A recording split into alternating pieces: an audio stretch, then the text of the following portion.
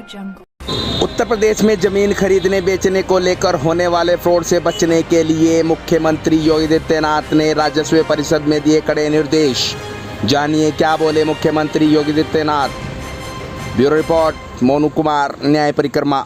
एक चुनौती हमारे सामने है और उस चुनौती को दूर करने के लिए मैं आज राजस्व परिषद से कहूंगा कि हमें प्राथमिकता के आधार पर लैंड रिकॉर्ड को डिजिटाइज करने के साथ ही इस बात को भी हम सुनिश्चित करें कि अब 6 साल के खतौनी के इंतजार को समाप्त करते हुए हम इस बात को सुनिश्चित करें कि जब किसी व्यक्ति के द्वारा कोई जमीन बेची जा रही है उसी समय उसका नाम उस खतौनी में दर्ज कराने का प्रावधान भी करने की तैयारी हो और दिखाई दे और एक निश्चित प्रक्रिया के साथ हम उसको जोड़ने का काम भी करें। क्योंकि होता क्या है, नहीं तो एक व्यक्ति बार बार एक ही जमीन को कई लोगों को बेचता है, वह तो पैसा लेकर के अपने आप गायब हो जाता है और जो बेचारे रजिस्ट्री करके कागज लेके बैठे रहते हैं कि जमीन हमारी, पता लगा कोई दूसरा ही व्यक्ति कब्जा करने के लिए गया, फिर उसमें विवाद होता है और कानून व्यवस्था की समस्या हमारे सामने खड़ी होती है।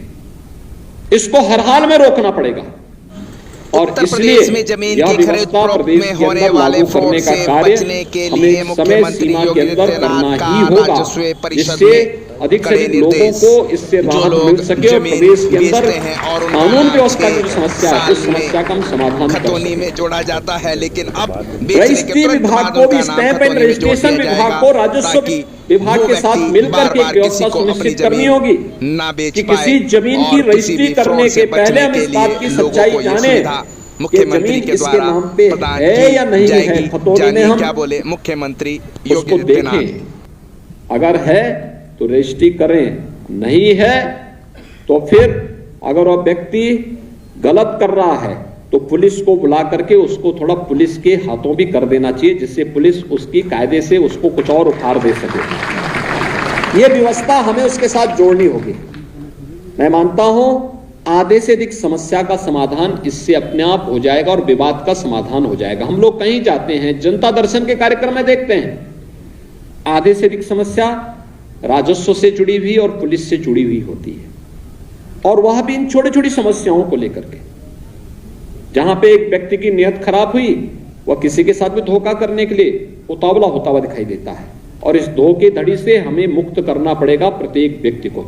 और अन्यथा इसकी चपेट में ज्यादातर सरकारी कर्मचारी और सरकारी अधिकारी आते हैं। जब तक नौकरी सरकार का वेतन मिल रहा है तब तक उनकी सेहत पे कोई असर नहीं पड़ता, लेकिन सरकारी वेतन जैसे समाप्त होता है तब वो अपनी जमीन पे कब्जा करने के लिए जाते हैं। पता लगा पहले कोई दबंग वहां बैठा हुआ है और फिर उसके बाद वह फिर कार्यालयों का चक्कर, जो इतना चक्कर उन्होंने लगवाए हैं उतने चक्कर उनको भी लगाने पड़ते हैं। इसलिए अभी से व्यवस्था कर लें कि आपके रिटायरमेंट होने के पहले हम पहले गरीब को न्याय दे देंगे तो आपको भी न्याय अपने आप मिल जाएगा। उस बात की व्यवस्था हम सुनिश्चित करेंगे। दूसरा, वरासत से जुड़े हुई समस्याओं का समाधान भी एक निश्चित समय सीमा के अंदर ऑटो मोड पर होता हुआ दिखाई देना चाहिए। इसके लिए हमें या किसी व्यक्ति को बार बार कानून को तहसीलदार, नायब तहसीलदार या फिर तहसीलों के चक्कर लगाने की नौबत नहीं आनी चाहिए। हम इस प्रकार का मैकेनिज्म तैयार करें। अभी तो एक अभियान चलाने की आवश्यकता है।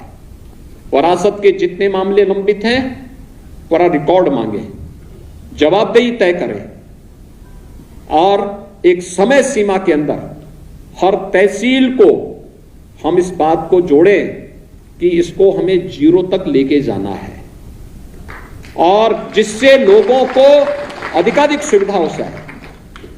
पैमाइश से जुड़ी भी समस्या का समाधान भी हम लोग एक समय सीमा के अंदर कर लें, कोई पेंडिंग नहीं रहेगी।